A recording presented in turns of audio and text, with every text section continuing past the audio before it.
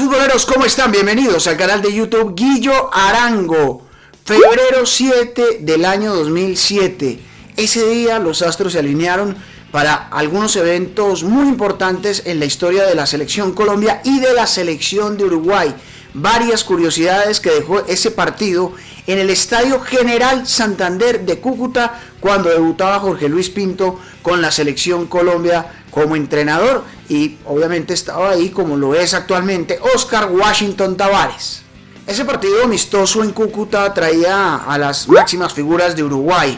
Tal vez la única que no participó de las importantes era Forlán, pero estaba Godín, Egidio Arévalo Ríos, estaba Carini, que en ese momento era titular por encima de Muslera, ya siendo uno de sus últimos partidos antes de ese proceso exitoso de Sudáfrica 2010, mientras que en Colombia el técnico Jorge Luis Pinto debutaba y estaba probando nuevas alternativas tras no lograr la clasificación Colombia al Mundial de Alemania. Entonces iniciaba el proceso, pero lo más importante, al menos para la selección Colombia, fue el debut de Radamel Falcao García y de David Ospina. David Ospina hizo su debut con la selección mayor de Colombia entrando al minuto 14 tras la expulsión de Miguel Calero, que en paz descanse, tras una falta que le cometió dentro del área a Luis Suárez, el jugador por aquel entonces del Groningen de Países Bajos.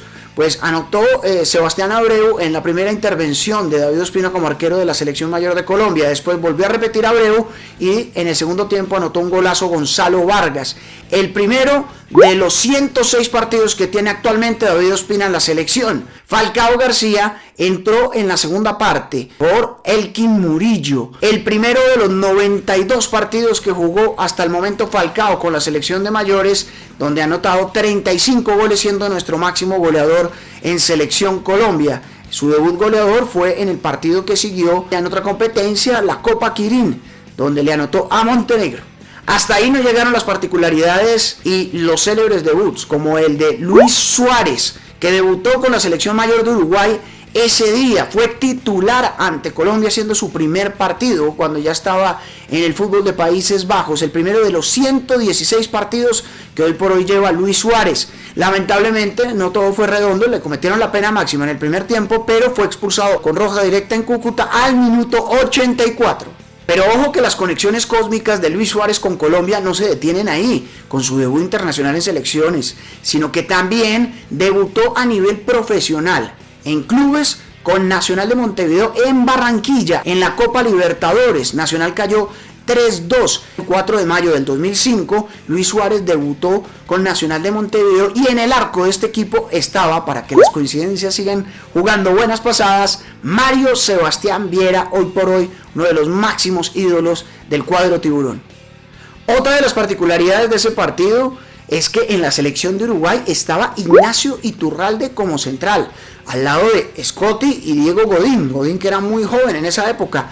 Iturralde, que después jugó en Millonarios en el 2012 siendo campeón, porque la verdad era suplente, no funcionó tan bien en Millonarios. Imagínense, jugando con la selección uruguaya ante Colombia ese día, la selección mayor, y fue su último partido de 2 que tuvo. Nunca más volvió a ser convocado Ignacio Iturralde.